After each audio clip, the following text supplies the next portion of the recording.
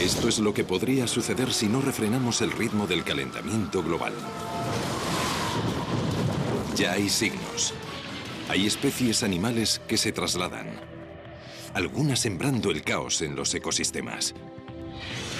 La ascensión del nivel de los mares amenaza a millones de vidas humanas. Pero está teniendo lugar una revolución científica para combatir el cambio climático. La tecnología avanza deprisa. ¿Pero será más rápida que un mundo que se calienta?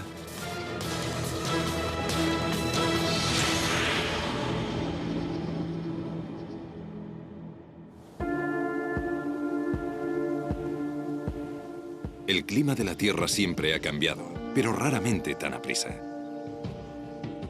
En solo 250 años el planeta se ha calentado casi 1 grado centígrado o Celsius. Celsius es la escala que usan los científicos para medir la temperatura.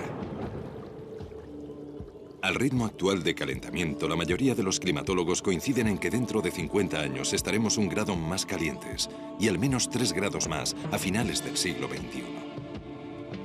¿Cómo será el mundo en cada uno de esos estadios?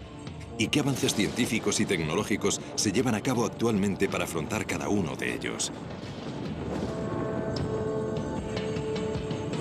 Sabemos qué causa el problema. Los gases de efecto invernadero como el metano y el dióxido de carbono que actúan como una manta que rodea el planeta, atrapando el calor. Y los gases de efecto invernadero aumentan más rápidamente que nunca.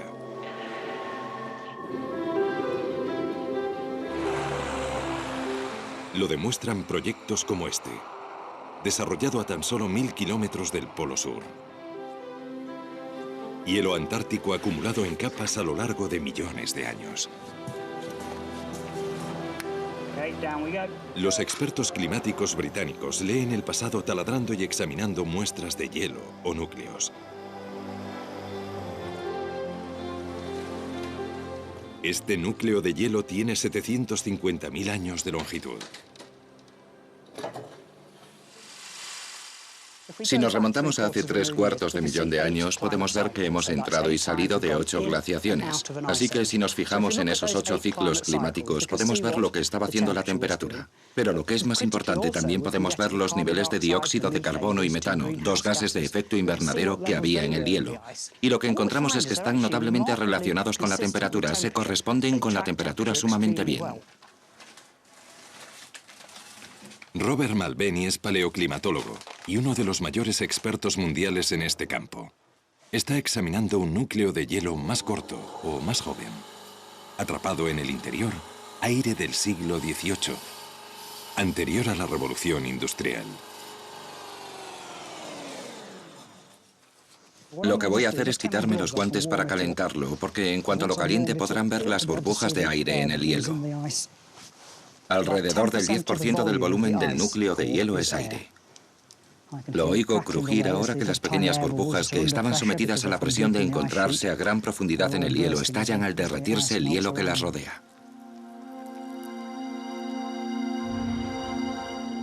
No importa dónde se libere el dióxido de carbono, se distribuye uniformemente por la capa superior de la atmósfera. Así que el aire de la Antártida tiene la misma concentración de CO2 que el aire de cualquier otro lugar del mundo.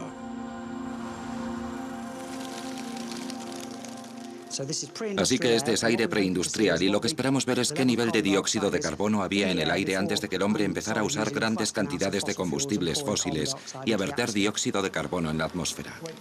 Aguarden a que se estabilice el instrumento. Así que tenemos 288 partes por millón. El nivel de dióxido de carbono de hoy es de 386 partes por millón. Es decir, que ha habido un incremento de 100 partes por millón en menos de 250 años. Puede que 100 partes por millón no parezca un gran salto, pero estamos 100 partes por millón más altos de lo que hemos estado en los últimos 3/4 de millón de años, y aumenta implacablemente 2 partes por millón cada año. A no ser que podamos disminuir la cantidad de dióxido de carbono que vertemos en la atmósfera, ese nivel continuará subiendo y habrá consecuencias en el clima. La preocupación por el cambio climático condujo a las Naciones Unidas a constituir el IPCC, siglas inglesas del Grupo Intergubernamental de Expertos sobre el Cambio Climático, un equipo que representa los hallazgos de más de 4.000 climatólogos. Lo lidera el doctor Rajendra Pachauri. La ciencia relacionada con el cambio climático ha alcanzado tal nivel de sofisticación y fiabilidad que no deja resquicio alguno de dudas sobre que el ser humano está influyendo en el clima de la Tierra. Ya con casi 1 grado más, estamos viendo pequeñas pero significativas consecuencias en el mundo natural. Como no solo asciende la temperatura del aire, sino también la de los océanos, muchas especies marinas cambian de hábitat, trasladándose del Ecuador hacia los polos.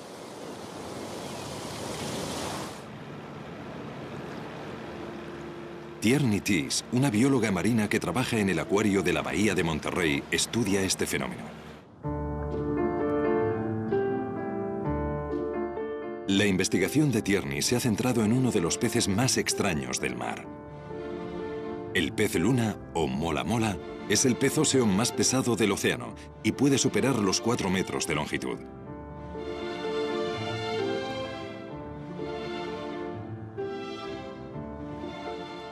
Da la impresión de que no está terminado.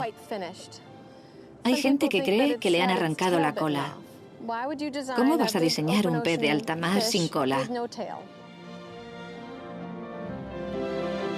Los peces luna eran una rareza en las aguas frías de lugares como el norte de California, el sur de Inglaterra e incluso Alaska, pero ahora se ven con más frecuencia. Para averiguar cuánto se ha ampliado su hábitat, Tierney ha marcado peces luna a fin de registrar sus movimientos.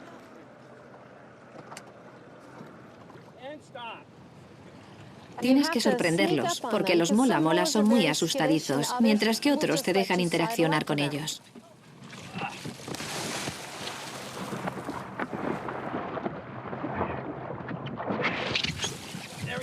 El secreto es colocarles la etiqueta en una zona del mola mola en la que sabemos que no se la arrancará, y es justo bajo la aleta dorsal. Una vez adosada, la etiqueta se queda puesta 9 meses.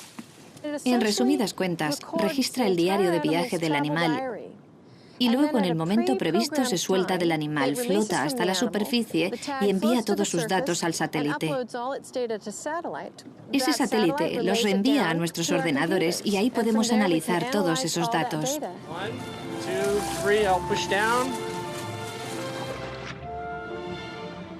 El estudio de Tierney está en su fase inicial, pero ya está empezando a verse una imagen clara del nuevo hábitat del pez luna. Y lo que es evidente es que aún con el más leve aumento de la temperatura, el mola mola emprende el camino. El cambio climático es mucho más que...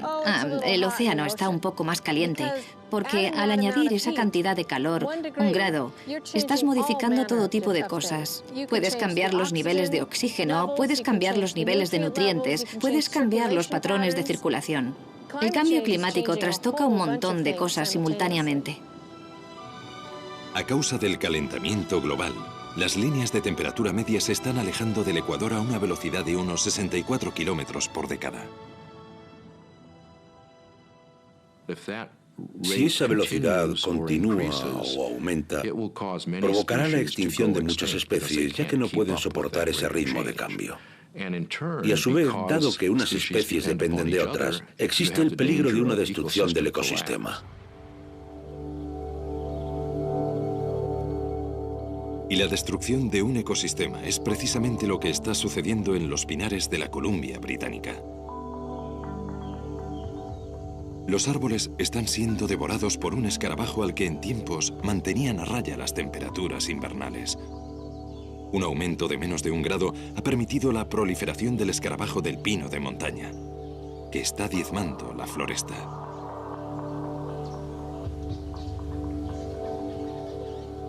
Bill Wilson dirige una investigación sobre el escarabajo de pino de montaña para el Servicio Forestal Canadiense.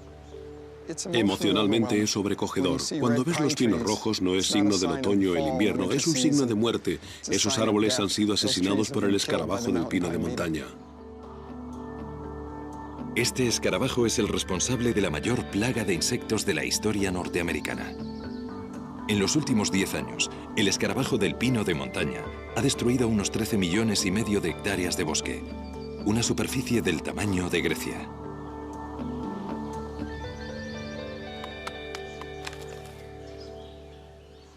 Estoy observando un pino que ha sido atacado en masa por el escarabajo del pino de montaña.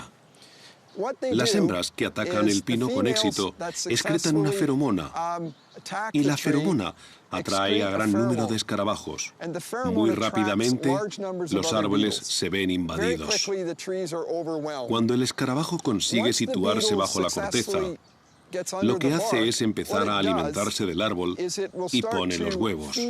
Esos huevos suelen eclosionar entre 7 y 10 días después, y las larvas comienzan a alimentarse inmediatamente. Debilitan el árbol y se desencadena la enfermedad. El brote no puede controlarse con insecticidas. Al ritmo actual de destrucción, 3/4 de los pinos maduros de la Columbia Británica habrán desaparecido en 2019. Le da a uno que pensar que un insecto del tamaño de un grano de arroz pueda provocar los daños que está causando a los bosques norteamericanos. El ataque del escarabajo del pino de montaña es solo uno de los muchos modos en que un aumento de casi 1 grado está afectando al delicado equilibrio de la naturaleza y amenazando la supervivencia de especies. La pica o liebre silbadora, nativa de Estados Unidos desde hace 40.000 años, podría ser el primer mamífero que se extingue mientras lucha por adaptarse al cambio climático. En África, la migración anual de más de 1 millón de ñúes se encuentra amenazada, ya que la sequía acaba con las praderas en las que pace. En las selvas tropicales de América Central y del Sur, 70 especies de atelópidos y dendrobátidos ya se han extinguido, ya que el cambio climático permite que un hongo letal medre entre ellas. En todo el mundo, los arrecifes coralinos, hogar del 25% de la vida marina, están muriendo a medida que los océanos se calientan, absorbiendo más dióxido de carbono y volviéndose cada vez más ácidos. Pero es en el Ártico donde los efectos del calentamiento global son más evidentes.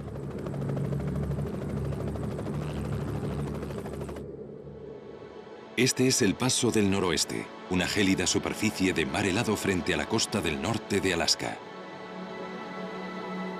Durante la era de los descubrimientos, incontables exploradores trataron de usar este paso como atajo entre Europa y Asia.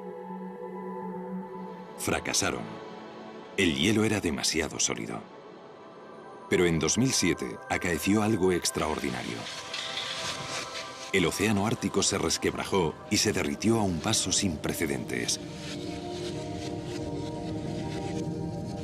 Había un 23% menos de hielo que en cualquier año del que hubiera registros. El mar helado se retira cada verano, pero en 2007 desapareció tanto que por primera vez en la historia, grandes navíos pudieron navegar por el Paso del Noroeste. Si continuase este ritmo de disminución, ya no habría mar helado estival en el Ártico para 2020. Si perdemos todo el mar helado y no se recompone, lo cual es posible, al final del verano habrá desaparecido y quizá el agua haya absorbido tanta energía solar que el mar helado no vuelva a formarse. Entonces, vas a tener importantes cambios de carácter permanente en el clima del hemisferio norte.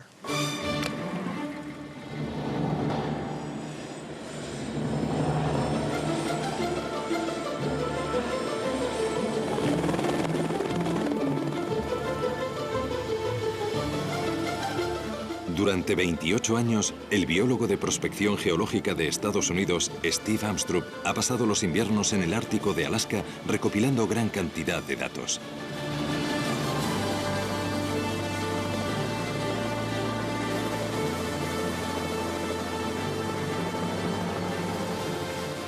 Está estudiando uno de los animales más magníficos del planeta.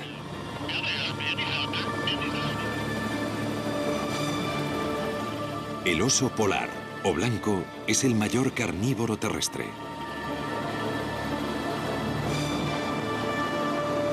Está soberbiamente adaptado para vivir en este inmisericorde desierto desde hace 300.000 años. No puede adaptarse al cambio climático.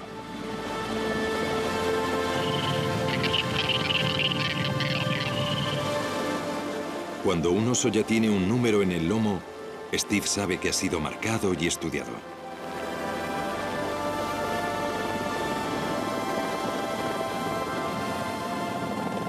Usando un dardo tranquilizante, seda al oso sin marcar. Una hembra.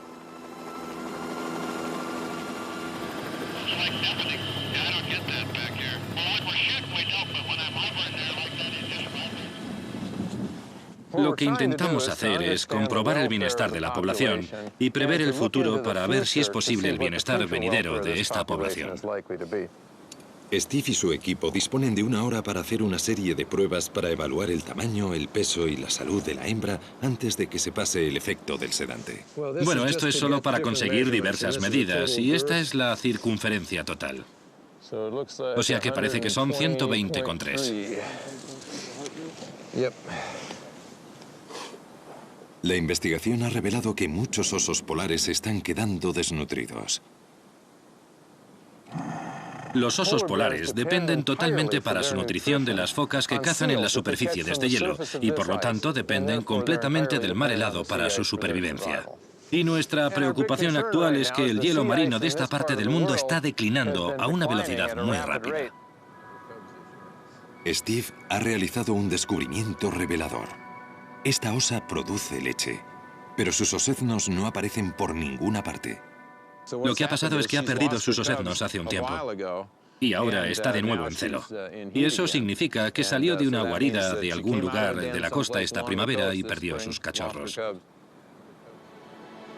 En años recientes, Steve ha visto un gran descenso en el número de osednos que sobreviven a su primer año y culpa a los cambios en el mar helado. Dado que hay menos hielo y la capa es más delgada, se forman más cordilleras a causa de la presión. Muros de hielo revuelto que suponen barreras formidables. Si eres un osedno solo de este tamaño, te es muy difícil afrontar ese tipo de cosas. Eres más vulnerable y puedes ser presa de otro oso o puedes resultar herido. O quizá no seas capaz de seguir el paso de tu madre cuando sale de su cubil en busca de alimento. Los hallazgos de Steve han contribuido a convencer al gobierno estadounidense para que catalogue a los osos como especie en peligro.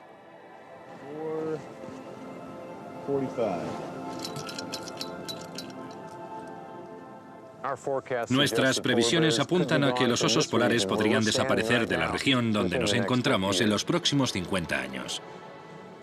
Llevo 28 años subiendo aquí y siempre he podido contar con hallar osos polares. Si viviera para ver el día en que no pudiera venir y encontrar osos polares, me resultaría muy difícil de digerir.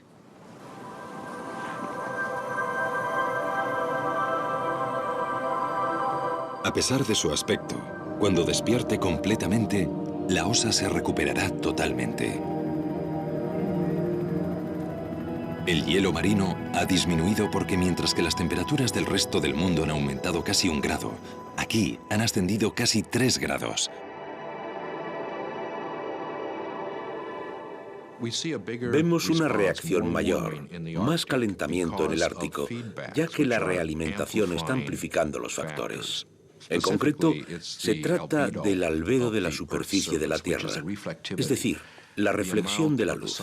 La cantidad de luz que incide en la superficie y se refleja es mayor si tienes una superficie blanca cubierta de nieve o hielo. De modo que si estos se derriten, queda expuesta a una superficie más oscura que absorbe más luz solar. Y eso incrementa el calentamiento y funde más hielo, por lo que en el Ártico obtienes un cambio mayor que la media global. La influencia del ascenso de la temperatura en el Ártico no solo afecta a los animales. La isla de Barter, aislada por el hielo marino durante 9 meses al año, alberga a unas 300 personas, la mayoría inupiat. Durante innumerables generaciones, la vida de la isla se ha basado en la caza de animales para sobrevivir.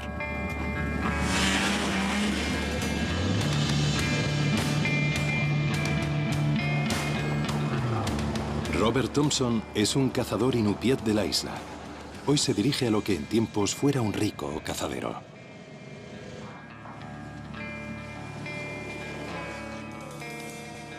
Estamos perdiendo algunos de nuestros mamíferos.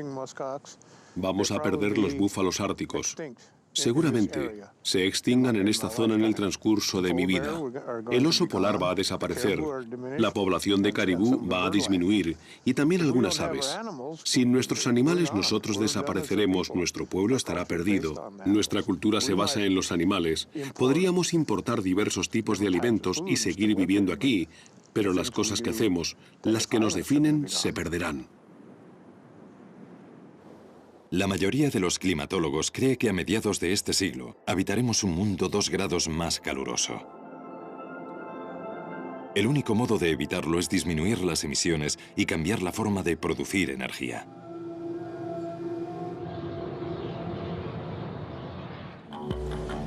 Más de un cuarto de los gases de efecto invernadero que producimos provienen de la combustión de combustibles fósiles para generar electricidad. El carbón, el petróleo y el gas natural surten casi todos los aspectos de nuestra vida y mostramos pocos signos de reducir su consumo. Llegaremos a un calentamiento global de al menos 2 grados centígrados si continuamos, aunque solo sea durante unos pocos años más, al ritmo de crecimiento actual, ya que las economías en expansión del mundo en vías de desarrollo crecen muy velozmente y sus emisiones de CO2 aumentan muy rápido. El mayor crecimiento se ha producido en China. Hace poco que ha superado a Estados Unidos como mayor emisor de gases de efecto invernadero. China construye 2 grandes centrales eléctricas alimentadas con carbón cada mes.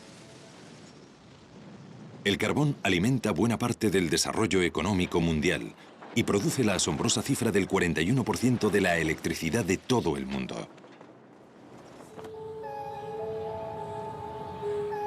Pero ahora existe una extraordinaria tecnología que nos permite usar carbón sin verter dióxido de carbono en la atmósfera.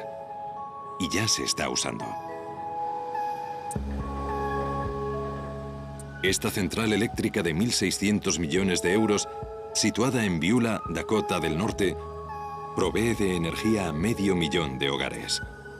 Su fuente energética es el carbón de la región y su tecnología pionera se llama captura y almacenamiento de carbono, o CAC.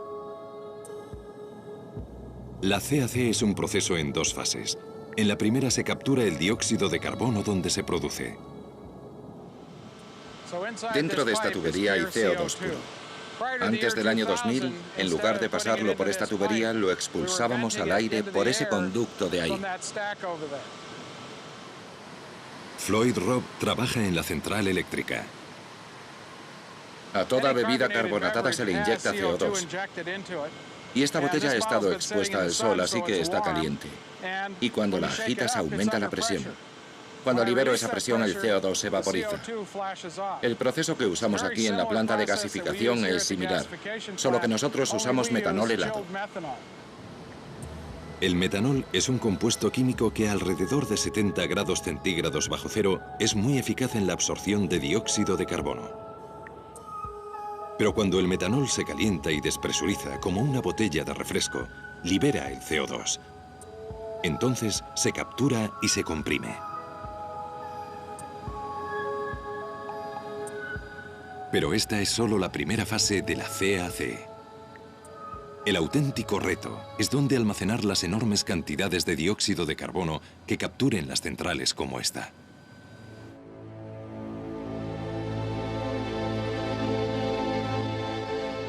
La solución podría hallarse aquí, en los magníficos cañones de arenisca del apropiadamente llamado Carbon County, Condado del Carbono, en Utah.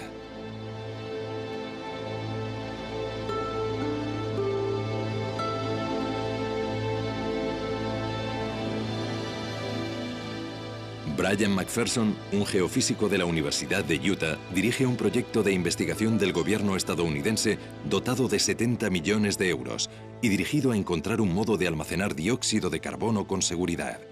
La solución más prometedora, inyectarlo en arenisca. La arenisca es un medio de almacenamiento estupendo, ya que, aunque parece sólida, en realidad es muy porosa. De modo que tiene muchos poros. De hecho, entre el 10 y el 15% de la roca son poros que normalmente contienen agua o salmuera. Y estamos viendo si podemos inyectar CO2 para reemplazar el agua o la salmuera. El equipo de Brian planea inyectar 1 millón de toneladas de CO2, la producción anual de una pequeña central eléctrica en formaciones rocosas a varios kilómetros de profundidad. En este cañón, esas capas se ven claramente. La formación Navajo es una enorme capa de arenisca. Aquí detrás de mí lo pueden ver como un acantilado cortado a pico. Bajo la formación Navajo está la formación Canter, una capa oscura, y debajo está la formación Wingate. La formación Wingate es nuestro objetivo como almacén de nuestro lugar de pruebas. Tiene alta porosidad, alta permeabilidad, mientras que la capa de arriba tiene baja porosidad y baja permeabilidad. Y la idea es que la formación Canter evite que el CO2 suba a la superficie.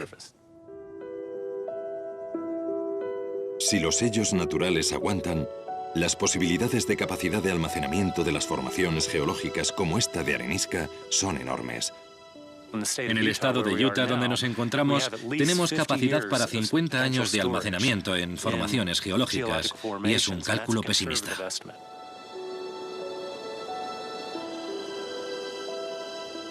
La CAC podría ofrecer los máximos beneficios con unas alteraciones mínimas.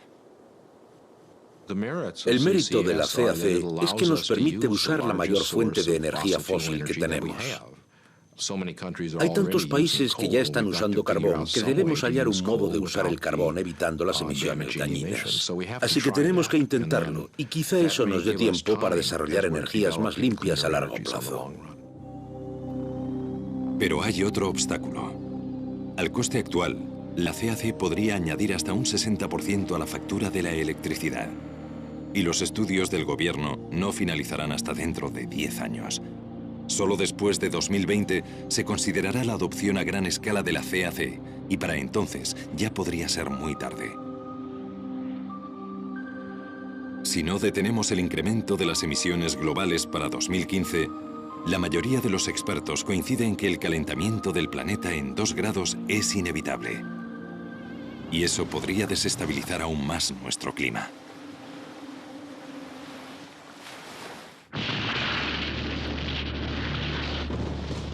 Una de las consecuencias más significativas del cambio climático ha sido el ascenso del nivel de los mares. Han subido más de 20 centímetros desde mediados del siglo XIX. En un mundo 2 grados más caluroso, subirían por encima de los 20 centímetros más. El agua, como muchas otras sustancias, se expande cuando se calienta. Y el hecho de que la capa superficial de los océanos esté más caliente significa que es más grande que antes, y lo único que puede hacer el agua es subir, de modo que por esa razón sube el nivel del mar. La otra razón por la que aumenta el nivel del mar es que si derrites el hielo que había en tierra, el agua fluye hacia el océano. El calentamiento y la expansión de los océanos tendrá otra consecuencia. El clima extremado y destructor se volverá mucho más común. 2008 trajo devastadores huracanes como Gustav y Ike.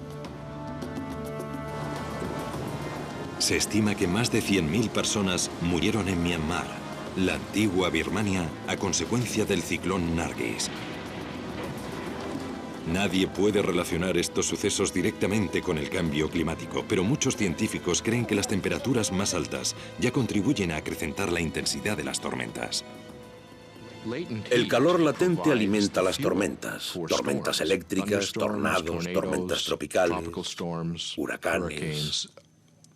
La energía procede del calor latente, así que los océanos más cálidos alimentan más las tormentas, de modo que esperamos que las tormentas más fuertes se vuelvan aún más fuertes. El impacto destructivo de esto se sentirá en lugares inesperados.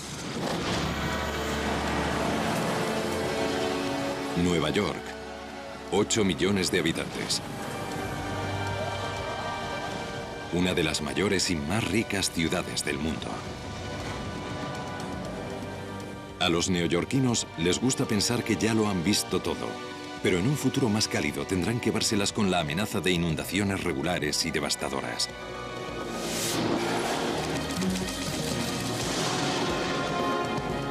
No es que Nueva York sea inmediatamente vulnerable al aumento del nivel del mar. Los mares tendrían que subir más de 6 metros para sumergir Manhattan. Pero en un mundo 2 grados más caluroso, es mucho más posible que Nueva York padezca inundaciones debido a las marejadas ciclónicas. Por eso es una ciudad vulnerable a los huracanes.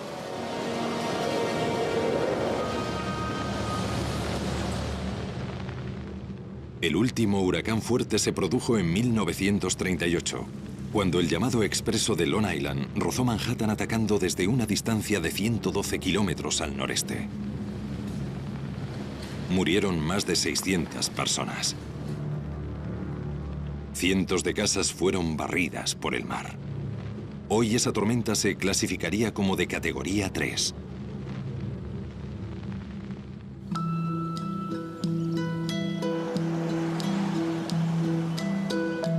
Hay muchos huracanes más tempranos en la historia de Nueva York. Jeff Donnelly es paleotempestólogo, un científico que estudia las tormentas antiguas. Como los climatólogos de la Antártida, lo hace escarbando en la historia y tomando muestras de núcleos.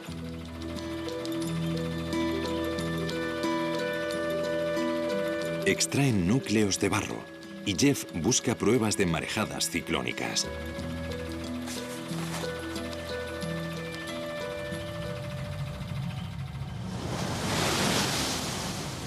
La marejada ciclónica es como un tsunami promovido por los fuertes vientos y las sumamente bajas presiones del ojo del huracán. Suele ser el elemento más destructor del ataque de un huracán.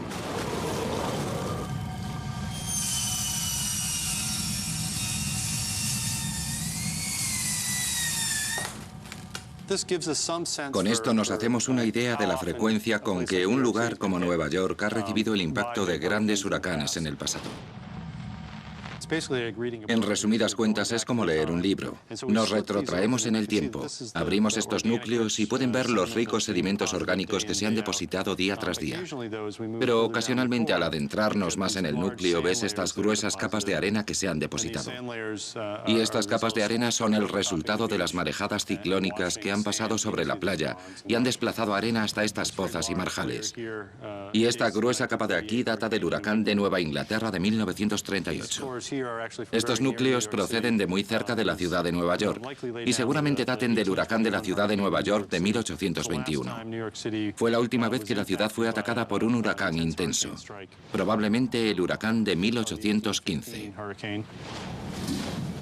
Probablemente 1675, 1635. Y luego, antes, estos son todos anteriores al asentamiento europeo en el este de Norteamérica, de modo que los huracanes documentados llegan hasta esta época. Así que sabemos que es posible que Nueva York sufra huracanes directos, huracanes intensos. Han tenido lugar muchas veces y volverán a ocurrir en el futuro. Previamente, en cualquier año dado, había una posibilidad entre 100 de que llegara una devastadora marejada ciclónica de 3 metros. Pero en un planeta 2 grados más caliente, esas posibilidades variarán. La doctora Cynthia Rosenzweig, destacada climatóloga, ha realizado muchos estudios para predecir inundaciones provocadas por marejadas ciclónicas. Una parte de las proyecciones del cambio climático es prácticamente segura. Es que el nivel de los mares será más alto. Eso proporciona la base para que ocurran las inundaciones costeras. Aunque las tormentas no cambien, ese nivel del mar más elevado permite que la inundación se interne más tierra adentro. Esa es la mayor vulnerabilidad de la parte sur de Manhattan y de muchas zonas bajas de la región de Nueva York. Con un nivel del mar más alto, marejadas ciclónicas que en el pasado habrían causado inundaciones de poca importancia se tornarán tan destructivas como la mayor tormenta del siglo. Lo que muestran nuestros estudios es que esa mayor tormenta del siglo podría suceder una vez cada 20 años. Durante la vida de nuestros hijos, es muy posible que tenga lugar esa tempestad catastrófica. En una tormenta así, la bolsa de Nueva York, Wall Street y todo el sur de Manhattan quedarían inundados. Partes de los distritos exteriores, Staten Island, Queens, Brooklyn y ciertas zonas de Nueva Jersey también quedarían anegadas. Pero quizá haya un modo de prevenirlo.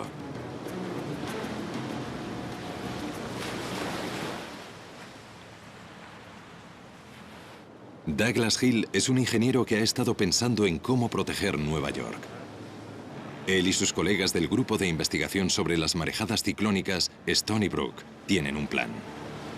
Todas estas aguas del interior de la ciudad podrían protegerse si se colocasen 3 barreras contra marejadas ciclónicas en los brazos de agua que rodean Nueva York. Uno aquí en el estrecho donde se encuentra el puente Verrazzano, otro en la parte norte del East River, donde se encuentra con el estrecho de Long Island, y otro al otro lado de Staten Island. Y los 3 encerrarían esta zona y la protegerían de una inundación debida a una marejada ciclónica procedente del océano del estrecho de Long Island. En todo el mundo ya se han construido barreras similares. En Londres, la barrera del Támesis, que cubre una anchura inferior a la del estrecho de Verrazzano, lleva operativa desde 1982. A juzgar por lo que costó construir la barrera del Támesis, cada una de estas costaría entre 1,3 y 1,5 millones de euros y las 3 ascenderían a 4 millones de euros. Los planos para este tipo de protección apenas si están en el tablero de dibujo. Aunque se construyeran, las barreras tan solo protegerían la mitad del área metropolitana de Nueva York. Pero la ciudad está empezando a ver cómo prepararse para el cambio climático. En otras regiones de Estados Unidos y en zonas de todo el mundo, las soluciones pueden no ser tan sencillas. Luisiana, Texas, Carolina del Norte. Vastas extensiones de humedales costeros que quedarían sumergidos si se cumplen las previsiones de ascenso del nivel del mar. Miami se vería gravemente amenazada. Extensas partes de los Everglades de Florida y su ecosistema único podrían perderse para siempre. Algunos países ya viven con los efectos del aumento del nivel del mar. La isla de Tuvalu en el Pacífico Sur ya experimenta inundaciones regulares. Un pequeño ascenso del nivel del mar bastaría para borrar esta nación del mapa. La antigua ciudad egipcia de Alejandría corre peligro, ya que los acantilados que se desmoronan ofrecen poca resistencia al ascendiente mediterráneo. El agua marina ya se está introduciendo en el fértil delta del Nilo, arruinando las cosechas de trigo y dátiles de las que depende la gente. Bangladesh sufre regularmente graves inundaciones y la erosión fluvial, y se prevé que quedará devastado por el cambio climático en menos de 40 años. Es posible que 35 millones de habitantes de Bangladesh se conviertan en refugiados climáticos. La hambruna, la enfermedad y la inestabilidad política se adueñarían del país. La gente más pobre del mundo es la que más va a sufrir. Va a afrontar muchos peligros, como las inundaciones costeras, las marejadas ciclónicas y los ciclones, todos los cuales tendrían efectos muy dañinos. Aunque el mundo en vías de desarrollo será el más gravemente afectado, el cambio climático tendrá influencia sobre todos nosotros. Es un mito que la gente de los países industrializados tiene tanta tecnología y tanto dinero que se adaptará. Somos vulnerables. Piensen en el huracán Katrina, en el que el país más rico y más capacitado tecnológicamente, a consecuencia de la llegada del huracán Katrina a Nueva Orleans, sufrió un colapso completo de la sociedad civil que no fuimos capaces de restaurar en semanas, sino en meses.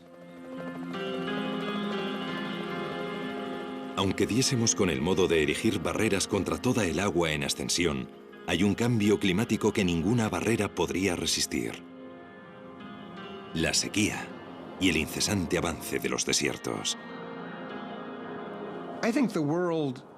Creo que un mundo a 2 grados centígrados más o a 3,5 grados Fahrenheit más sobre la temperatura de hace un siglo, evidentemente será un mundo mucho más cálido.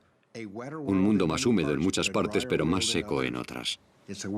Es un mundo en el que los grandes incendios muy bien podrían ser un problema incontrolable en regiones del mundo que ya han sido propensas a padecer incendios.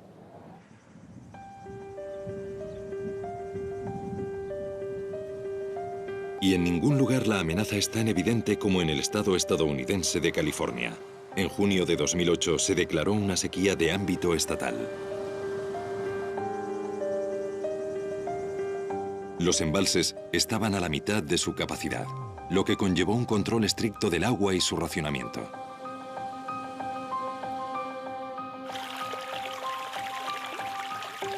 Buena parte del agua californiana proviene de la nieve y el hielo de Sierra Nevada. Y esta fuente está en declive.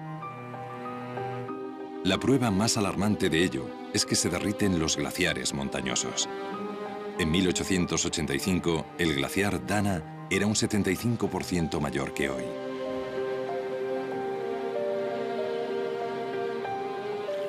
El climatólogo Anthony Westerling del campus de Merced de la Universidad de California ha observado los cambios. Una de las razones por las que es tan importante el glaciar Dana es que es un símbolo de lo que ocurre con la nieve y el hielo de Sierra Nevada y otras cordilleras de todo el mundo como consecuencia de las temperaturas más cálidas. Y como el glaciar conserva el agua y el hielo de año en año, una buena parte de nuestra reserva de agua se almacena como hielo o como nieve en las montañas cada año y se funde a finales de la primavera y comienzos del verano. Confiamos en ese abastecimiento para nuestras granjas y ciudades. El calentamiento global ya ha traído primaveras más tempranas a Sierra Nevada, y eso supone menos tiempo de nevadas invernales y menos acumulación de nieve, es decir, menos agua para California. Aun con un ascenso de la temperatura de casi 1 grado, los glaciares están menguando en todo el mundo. A medida que se caliente la Tierra, el deshielo acelerado de los glaciares supondrá una grave amenaza para grandes poblaciones. Los mayores temores se centran en el Himalaya, que abastece los grandes ríos del subcontinente indio, el Indo y el Ganges. Habría una reducción muy acentuada del flujo de agua en todos los ríos que surgen de esas grandes reservas de hielo de la cordillera del Himalaya.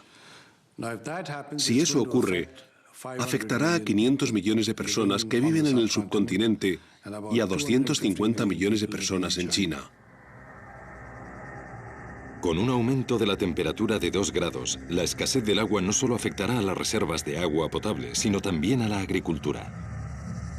Los secarrales podrían reemplazar a las tierras de labor en todo el mundo. Y la sequía tiene otra devastadora consecuencia: el fuego.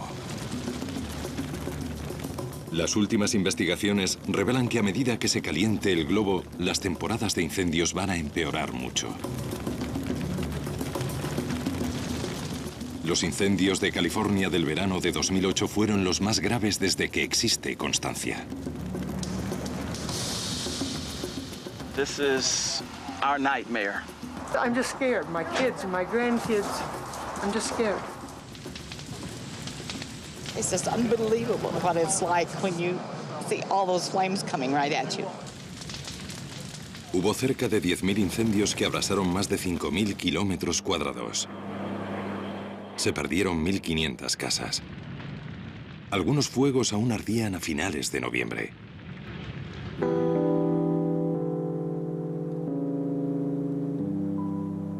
Un incendio se declaró aquí, en las estribaciones de Sierra Nevada. Pero lo que pasó en 2008 no fue un episodio aislado. Las investigaciones de Anthony Westerling han revelado una tendencia alarmante.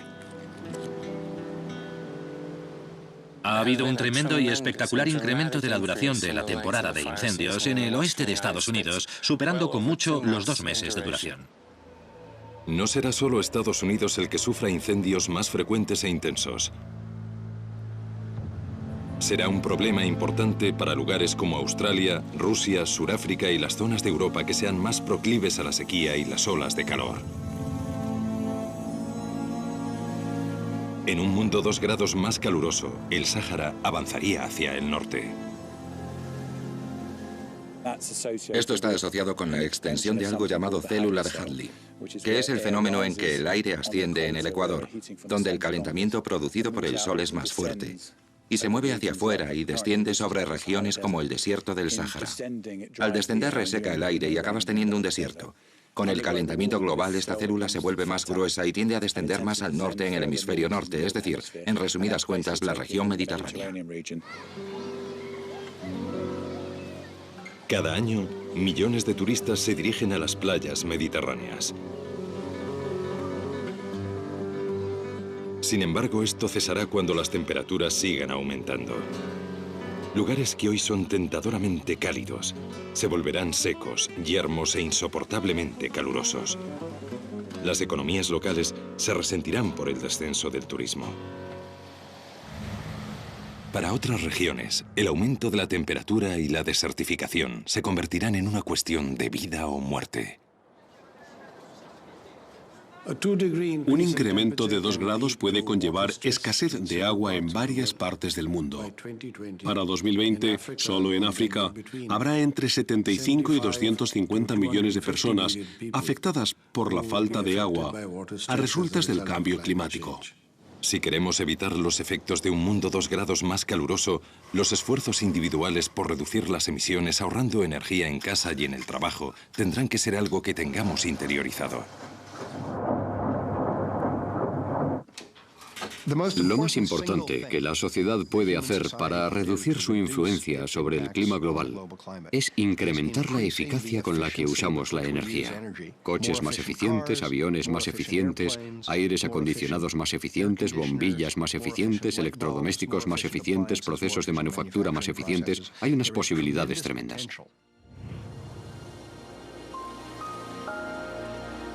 En los Emiratos Árabes Unidos se ha empezado a trabajar en un proyecto para llevar la eficacia energética al próximo nivel. La ecociudad de Masdar. Estará completada para 2016 y será una visión del futuro. 50.000 personas vivirán y trabajarán aquí. La ciudad funcionará gracias a tecnologías limpias, de modo que no emitirá CO2. No habrá coches en Masdar. Sus residentes se desplazarán en módulos sin conductor. Quizá parezca ciencia ficción, pero todas las tecnologías previstas ya se han desarrollado. Masdar las aunará y nos dará una primera visión de cómo podríamos vivir en el futuro. Nuestra tecnología limpia futurista ya se está usando en Shanghái, China. Este tren no tiene motor, es decir que en principio no emite gases de efecto invernadero.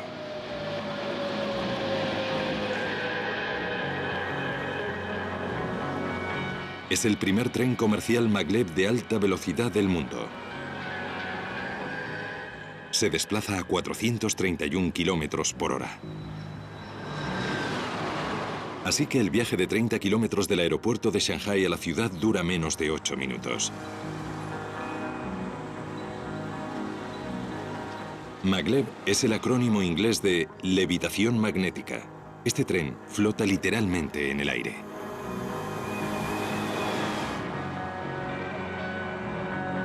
Fan Mo es uno de los directores de investigación y desarrollo del Centro Chino de Maglev. Los imanes situados bajo el tren lo suspenden en el aire. La gravedad trata de tirar de él hacia abajo. Juntas, estas fuerzas mantienen el tren en levitación. En cuanto despega del suelo, otro campo magnético en la vía impulsa el tren hacia adelante y lo frena. El tren ha reducido la fricción, es decir, que tiene una eficacia mayor y viaja más rápido.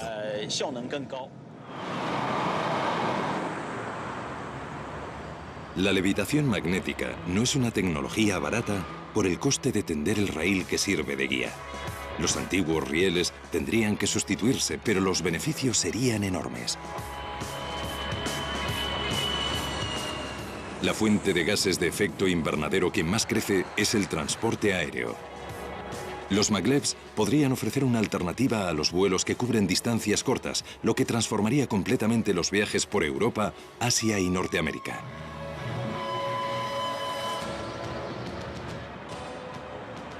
Pero eso no sucederá inmediatamente. El maglev de Shanghái es rápido y eficaz, pero no elimina completamente las emisiones. Eso es porque la fuerza magnética que impulsa el tren se alimenta con energía eléctrica, y aquí en Shanghái la electricidad se genera sobre todo con carbón.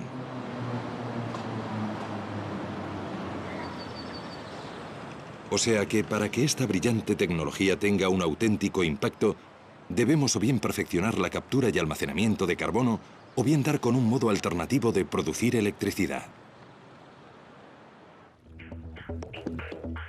Un país ya lo ha conseguido, dominando la naturaleza. El 99,9% de la energía de Islandia se produce sin emitir gases de efecto invernadero.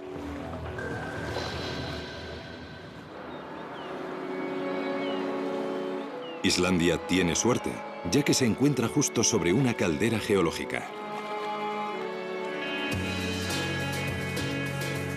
En el balneario de la Laguna Azul, cercana a la capital Reykjavik, la gente se baña en las mismas aguas geotermales que se usan para generar su electricidad. Tradicionalmente este balneario se surtía de las aguas residuales de la central geotérmica de Svartsengi, que no produce gases de efecto invernadero. Aquí, el agua supercaliente de las profundidades emerge en forma de vapor, lo que impulsa las turbinas generadoras de electricidad. La energía geotérmica está disponible en lugares como Islandia, donde hay mucha actividad volcánica. Han dejado de depender de las energías fósiles para obtener electricidad. Pero no para los coches. En Islandia hay más coches por persona que en casi cualquier país del mundo. Pero su uso pionero de una nueva tecnología quizá deje obsoletos los coches tradicionales.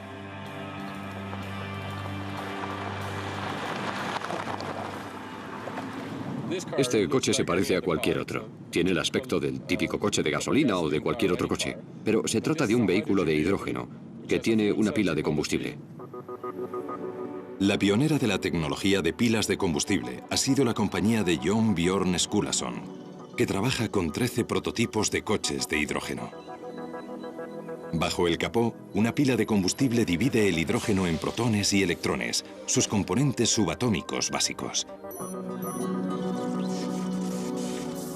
Los electrones viajan a través de un circuito y se transforman en energía eléctrica, impulsando el motor.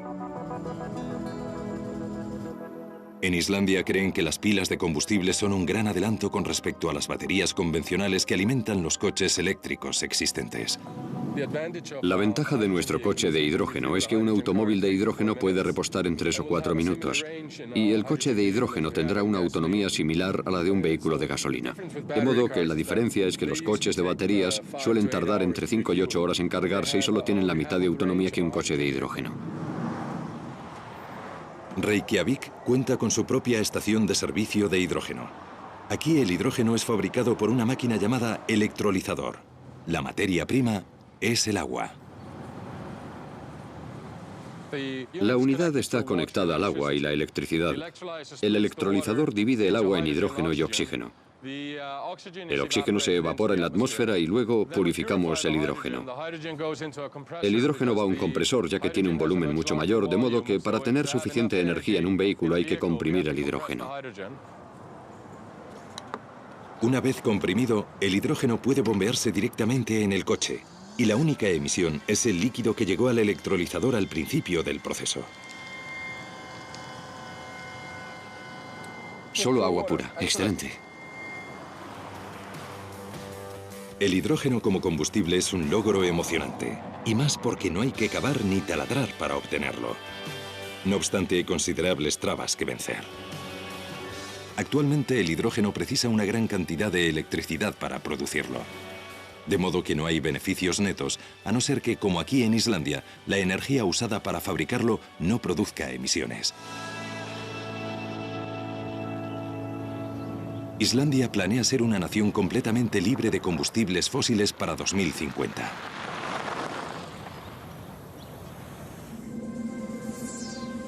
Pero para otros países que no se encuentran sobre un inagotable surtidor de energía renovable, hay otra fuente disponible que puede dominarse: el sol.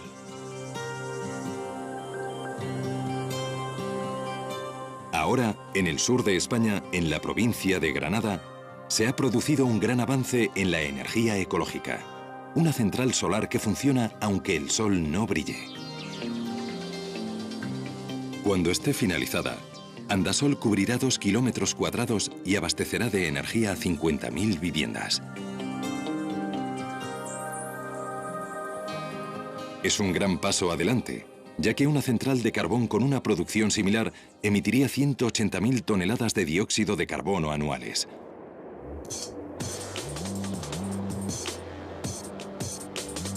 Los 210.000 espejos de la central son curvos para concentrarse en estos tubos.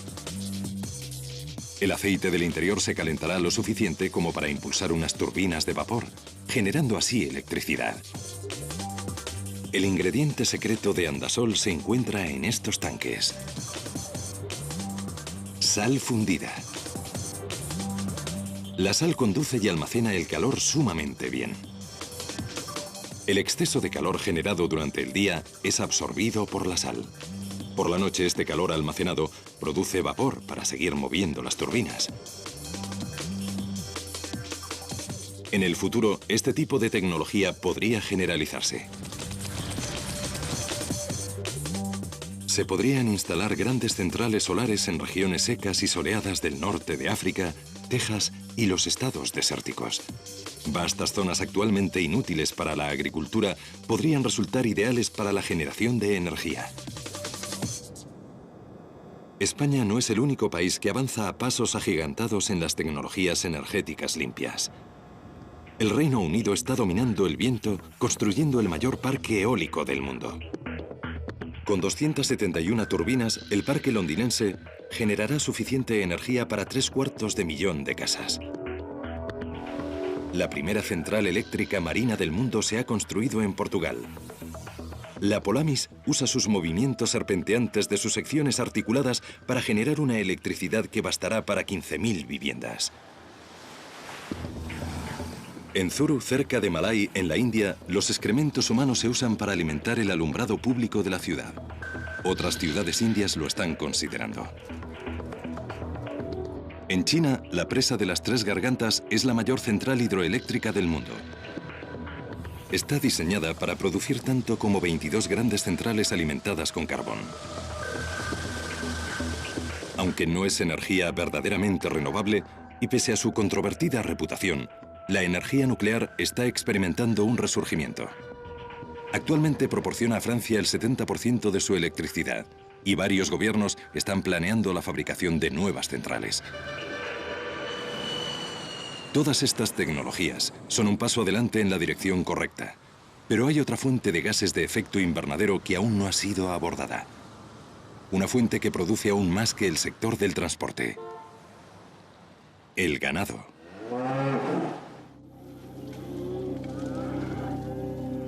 La industria ganadera de todo el mundo es la responsable de una asombrosa proporción de las emisiones de gases de efecto invernadero, el 18%. Es más de lo que suman los aviones, los barcos y los coches. Eso es porque la carne y los productos lácteos necesitan más y más tierras despejadas para pastos. Y se requiere una gran cantidad de energía para producir el alimento de los animales y refrigerar y transportar la carne. Las propias reses son la fuente de un gas particularmente nocivo, el metano. Una vaca madura lactante emite 14 litros de metano al día. Como gas de efecto invernadero, el metano tiene más de 10 veces el efecto de atrapar energía que el dióxido de carbono, o sea que es crucial reducir su emisión. En una cámara estanca especial, Christopher Reynolds de la Universidad Británica de Reading estudia las emisiones animales con detalle científico. El metano que se produce es un producto de la fermentación del alimento de las vacas debido a los microorganismos, unos microbios que producen metano y que se encuentran en su estómago. Y esos microbios ayudan a digerir el alimento que la vaca consume, pero uno de los subproductos es el metano.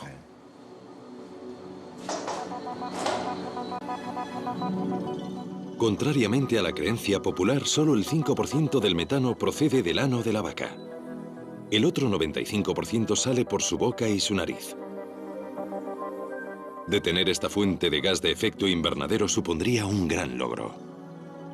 Uno de los santos griales de la gente que trabaja en este campo es tratar de dar con un así llamado antibiótico ecológico, un compuesto bioactivo procedente de una planta que tenga una acción antimicrobiana. En otras palabras, que acabe específicamente con los bichos que producen metano. Un tratamiento inhibidor del metano solo es una solución parcial. Una forma mucho mejor de reducir el metano sería que todo el mundo dejase de consumir carne. Y como eso es difícil que ocurra, se están desarrollando otros modos de reducir las emisiones del ganado.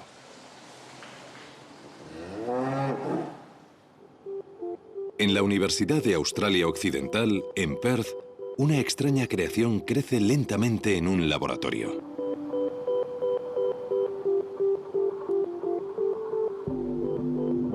Oron Katz trabaja en el Departamento de Ciencias Biológicas. Está fabricando la primera carne artificial del mundo. Cuando cultivamos esas células solemos llamarlas, hemos acuñado el término semivivas, ya que no están completamente vivas. No son un animal, sino que son una parte viva de un animal sustentada en un medio artificial. Esta carne artificial se ha cultivado a partir de células musculares de un cordero, pero podrían haber sido células de cualquier animal. Fueron cultivadas en una solución nutritiva hecha de plasma sanguíneo derivado del ganado. Los cultivos de células musculares crecen en un bioreactor de microgravedad que rota constantemente para que la carne crezca en 3 dimensiones. Sin este movimiento, la carne sería plana, con una anchura de solo unas células. Actualmente, Oron busca formas de dar a la carne más textura, a fin de imitar la auténtica. En estos momentos se está llevando a cabo una investigación para tratar de hallar maneras de ejercitar esas células musculares, de modo que se alineen y tengan una textura similar al músculo. Y hay 2 modos de hacerlo. Uno es estimular eléctricamente esas células y el segundo es tratar de ejercitarlas físicamente, intentando construir pequeñas máquinas para hacer ejercicio, pequeños gimnasios para que esas células crezcan y se conviertan en algo más parecido a los músculos. Oron ha llevado su singular trozo de carne al Reino Unido a uno de los mejores chefs del mundo.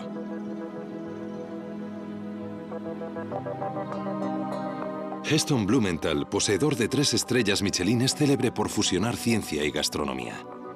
Esta carne es tan innovadora que en Gran Bretaña no se reconoce como alimento y legalmente no puede comerse. It's got a smell of raw liver to it. I never really sniffed it, but I'm not allowed to eat it, so that's about as close as I can get. You're going to turn it into the world's most expensive, tiniest hamburger. Yes, which is it is at the moment, and that's as big as one can get at this stage. Mucha gente podría considerar la idea de la carne criada en laboratorio menos que apetecible. Pero no este chef magistral. I think as a catalyst for conversation, debate and thought, it's fantastic because how many people are quite happy to eat sliced ham that actually is not ham at all. It's processed meat from animals that have been literally chained to the floor. Yeah. That's not a problem, but something that's been grown in a lab actually is a problem. To me, that has the potential to be a lot more ethical.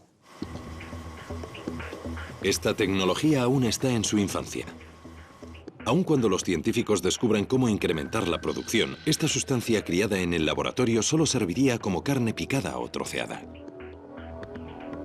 Los filetes y las pechugas de pollo artificiales aún son solo un sueño. Y su producción aún no es viable económicamente. Pueden quedar décadas para la carne artificial, pero hay otra tecnología revolucionaria que también imita a la naturaleza que podría estar lista en unos pocos años. Y que podría reducir los actuales niveles de dióxido de carbono, algo vital en un mundo 2 grados más caluroso.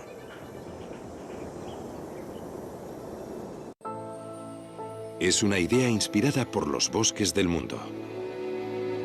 Los árboles absorben dióxido de carbono a través de la fotosíntesis. Desempeñan un papel fundamental en el control del clima del planeta. De modo que, ¿la reforestación a gran escala no compensaría el calentamiento global? Podría ser, pero hay un problema. Nos estamos quedando sin tierra.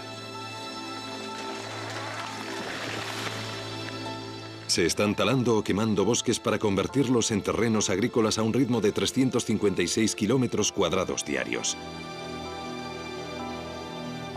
Pero la ciencia puede haber dado con una alternativa. Lo que llamamos árboles artificiales es una tecnología para hacer lo mismo que hacen los árboles con el dióxido de carbono de la atmósfera, es decir, extraerlo de la atmósfera y convertirlo en algo que no vuelva a la atmósfera para no obtener el efecto de calentamiento del CO2.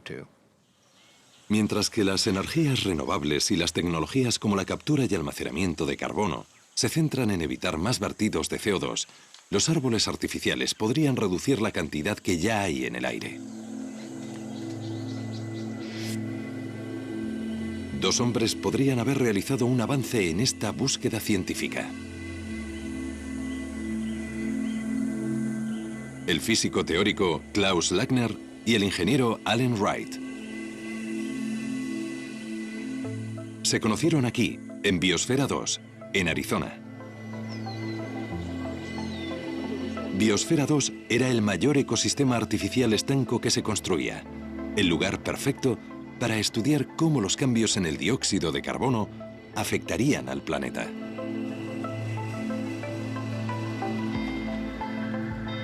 Cuando Allen y Klaus comenzaron a trabajar en cómo fabricar un árbol sintético viable, sabían que sería un paso gigantesco en la lucha contra el aumento del nivel de CO2 y el calentamiento global. El primer dispositivo que construyeron usaba hidróxido sódico, un componente químico conocido por su capacidad para absorber dióxido de carbono. Pero inmediatamente se toparon con problemas. La solución de hidróxido sódico es un material terrible para trabajar. Es muy corrosivo y cáustico. Como posible candidato tecnológico, sencillamente no funcionó. Así que volvieron al trabajo y fabricaron esto. El avance del segundo aparato era que abandonamos las soluciones de hidróxido sódico líquido como medio para captar el dióxido de carbono. En lugar de eso, hallamos un plástico que era capaz de absorber el dióxido de carbono directamente estando seco. Recogía el dióxido de carbono tan deprisa como el hidróxido sódico. Este plástico mágico lleva mucho tiempo fabricándose para usarlo en filtros de agua. Pero nadie había pensado en utilizarlo por su capacidad natural para absorber dióxido de carbono. En el nuevo prototipo, más parecido a un armario alto que a un árbol, se colgaron láminas del plástico. Pero para que el plástico fuera reutilizable, es decir, económicamente viable, debían encontrar un modo de que liberase el CO2 capturado. Otro compuesto químico, el carbonato sódico, tenía propiedades que podían eliminar el CO2 del plástico.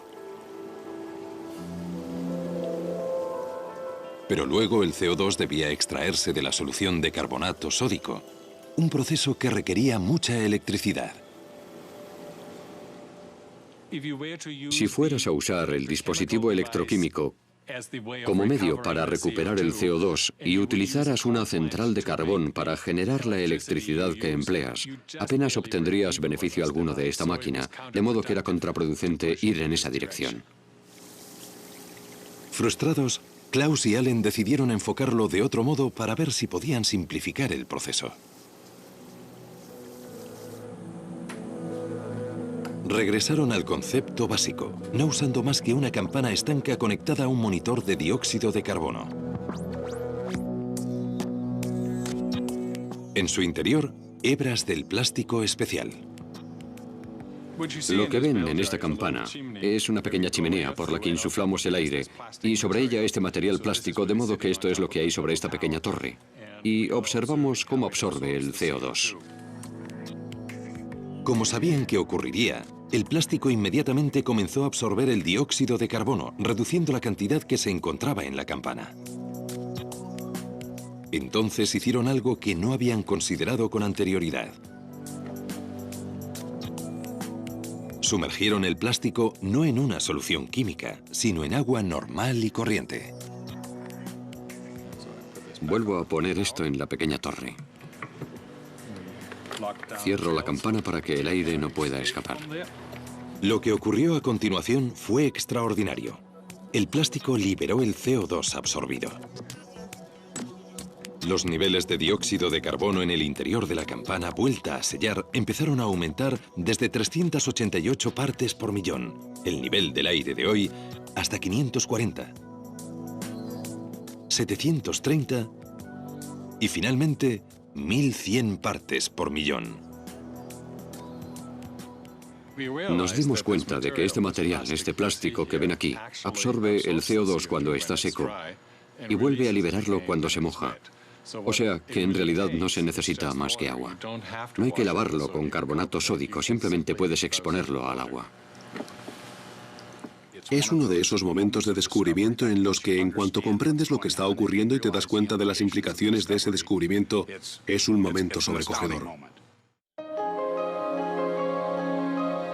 Tras procurar que la lluvia no libere el CO2, Allen y Klaus están construyendo un árbol artificial de tamaño natural. Cuando esté acabado, tendrá un tambor central conteniendo paneles del plástico especial y un sistema de control de la humedad. Alterando los niveles de humedad, el árbol artificial primero absorberá el CO2 y luego lo expulsará para su almacenaje permanente. El proceso no requiere compuestos químicos, solo una pequeña cantidad de energía y un suministro de agua. La visión del futuro para este tipo de árboles artificiales es que podrán capturar el dióxido de carbono que nada más puede capturar. Esa es su ventaja, esa es su fuerza.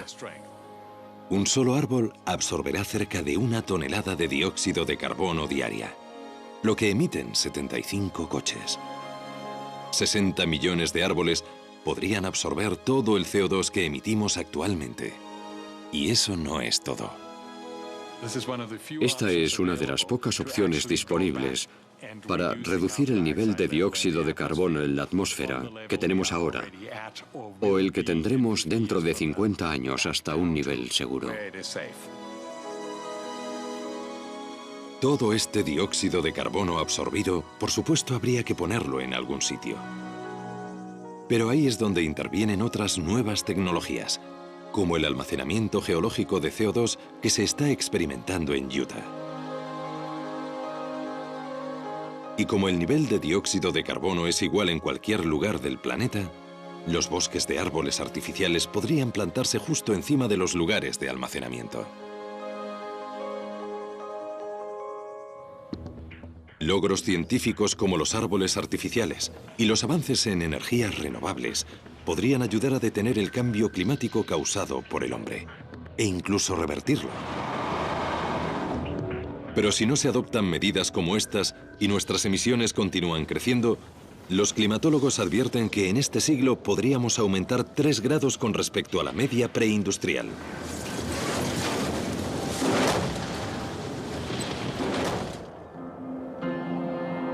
Con este nivel de calentamiento, el planeta podría pasar por una serie de momentos clave.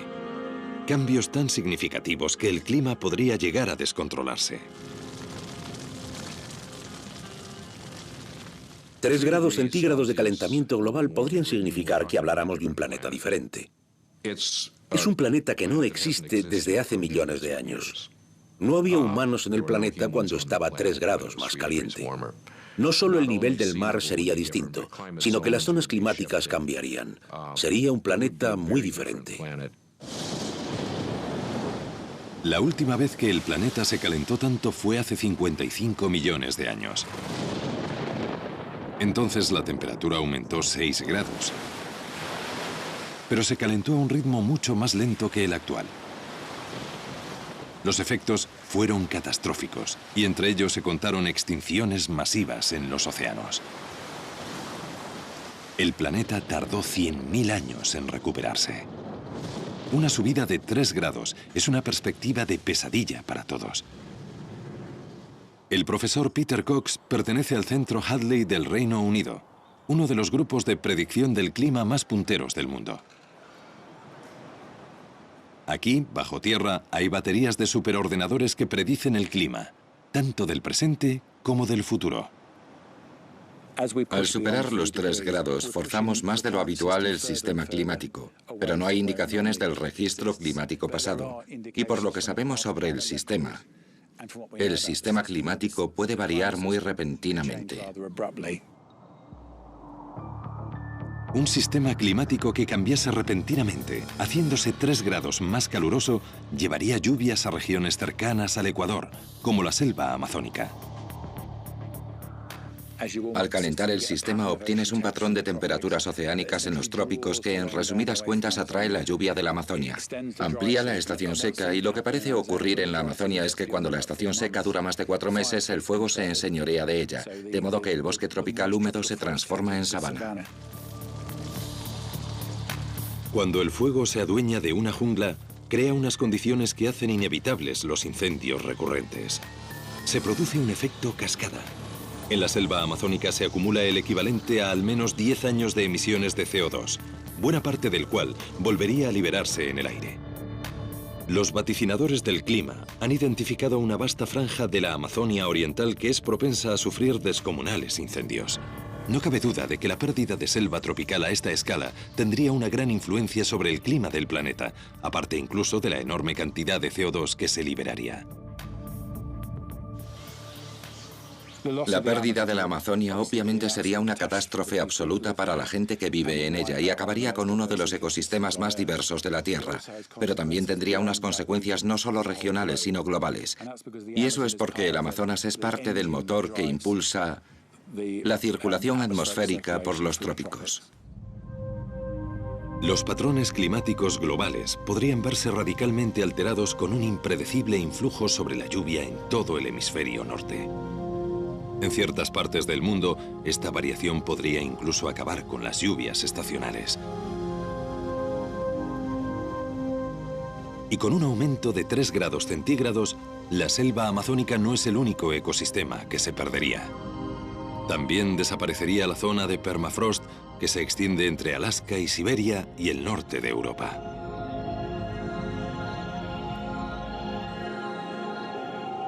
El permafrost es suelo que lleva congelado desde la última edad de hielo.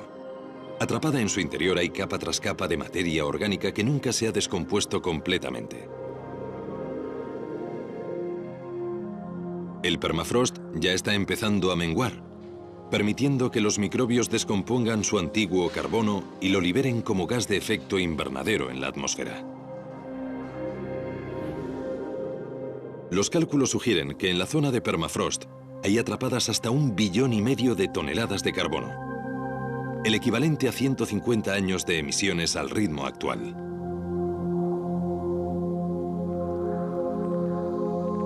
Y lo que es peor, hay una cantidad desconocida de metano encerrado en el permafrost, el gas de efecto invernadero que es 20 veces más peligroso que el CO2. Pueden imaginarse, en el peor de los casos, el efecto de realimentación que se produce al liberar gases de efecto invernadero por la quema de combustibles fósiles, sobre todo. Calentamos el sistema, fundimos el permafrost y este otro carbono sale y se suma al problema, de modo que tenemos una especie de bomba de relojería de gases de efecto invernadero. El volumen de gases de efecto invernadero que podría liberarse del permafrost, lo más seguro es que hiciese aumentar la temperatura aún más de 3 grados centígrados.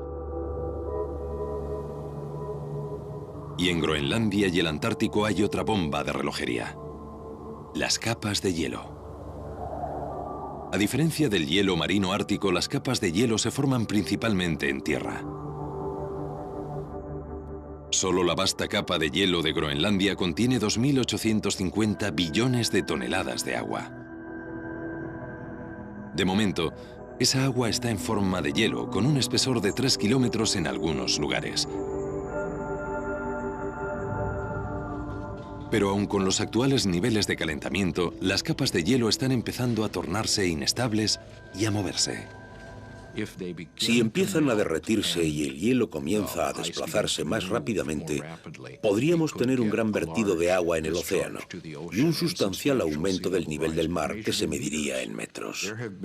Ha habido muchas veces en que las capas de hielo han empezado a desintegrarse y el nivel del mar ha aumentado a razón de varios metros por siglo. Y en la mayoría de esos casos naturales, las fuerzas que provocaron esos cambios fueron mucho menores que la fuerza provocada por el ser humano, que causa los cambios actuales. Si el calentamiento global excede los 3 grados centígrados y las capas de hielo de Groenlandia se derriten, los científicos predicen un incremento de 7 metros en el nivel del mar. Esto es lo que pasaría con las líneas costeras de Norteamérica, Europa y Asia. La fundición de las capas de hielo es otro suceso climático que crearía una realimentación. Como los incendios desmesurados en la Amazonia, provocaría que el calentamiento se acelerase. De nuevo interviene el efecto albedo.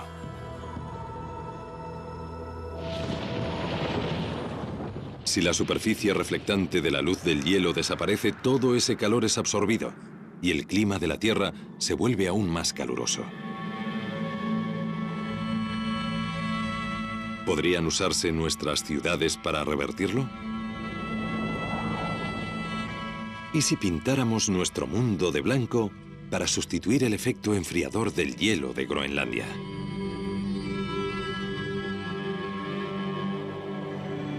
En México, el norte de África, Grecia y España, la gente lleva mucho tiempo viviendo en poblaciones blancas. Las casas blancas son más frescas. Aunque haya sido creado artificialmente, esto también provoca el efecto albedo. Pero la mayoría de las ciudades están cubiertas de asfalto y cemento oscuro. Esto no refleja el calor, sino que lo absorbe. De hecho, las ciudades crean sus propios microclimas. Las temperaturas en áreas construidas pueden ser hasta 6 grados más cálidas que el campo circundante. O sea que, ¿hay algún modo de convertir las grandes urbes modernas en blancas aldeas griegas, al menos en cuanto a su capacidad de reflexión? ¿Será este el aspecto que tendrá el futuro?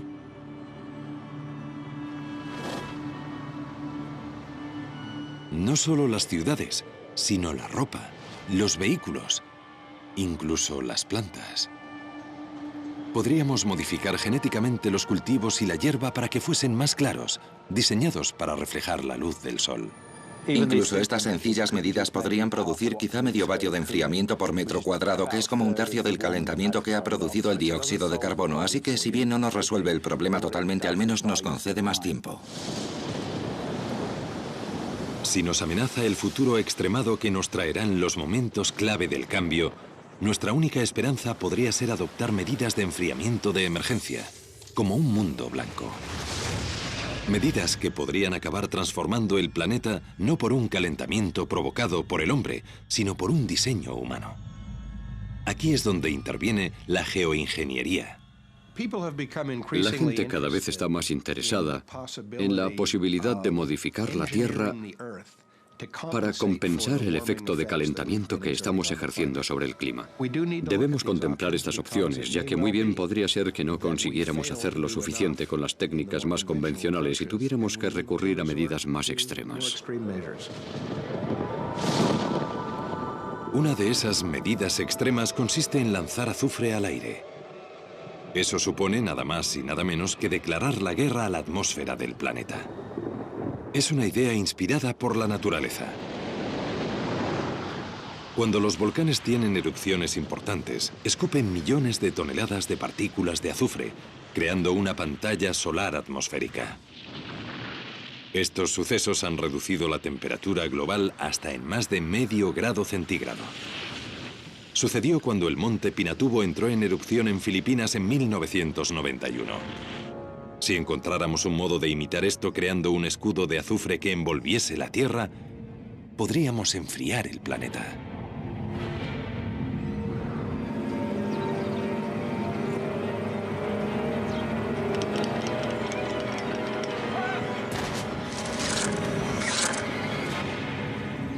Quizá podríamos hacer que el ejército disparase azufre a lo alto de la atmósfera usando sus cañones. Mientras lo conserves ahí, tienes un escudo que refleja parte de la energía del sol. Además, veríamos unas bonitas puestas de sol, aunque también haría otras cosas. Todos somos conscientes del problema del agujero de la capa de ozono que tuvimos cuando modificamos la química de la estratosfera y se produjo el agujero de la capa de ozono. Ahora no sabemos lo que podría pasar con la química de la estratosfera, pero nos inquieta que algo ocurra.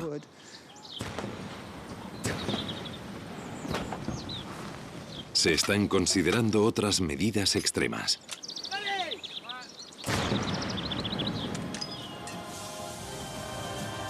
Tales como barcos que vaporicen niebla en el aire, creando más nubes.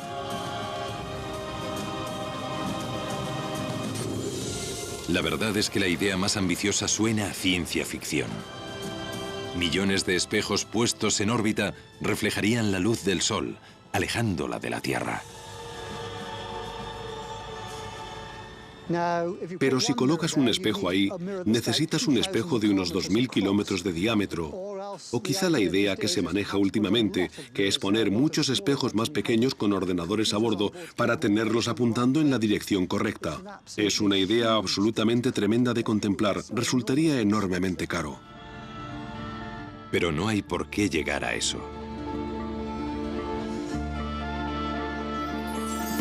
Existen o se están desarrollando soluciones y tecnología para detener e incluso revertir el calentamiento global. Los momentos clave del cambio y las medidas estrambóticas con un coste desmesurado no tienen por qué alcanzarse. La idea es una emergencia. Hemos llegado a un punto en el que necesitamos acciones drásticas rápidamente si queremos evitar desastres a corto plazo. Pero especialmente en los tiempos de nuestros hijos y nietos. Ya podemos ver un esbozo de la solución.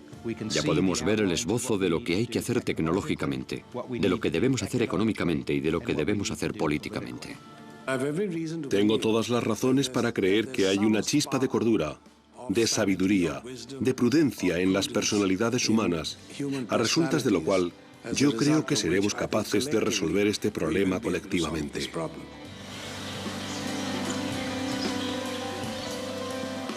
Los climatólogos estiman que si tenemos alguna oportunidad de ralentizar o detener el calentamiento global, las emisiones de CO2 de todo el mundo tendrán que alcanzar su culmen en 2015. Así que parece que el momento de actuar es ahora, ya. Tenemos la capacidad y los conocimientos, así que seguramente sea responsabilidad nuestra proteger nuestro planeta para las generaciones futuras.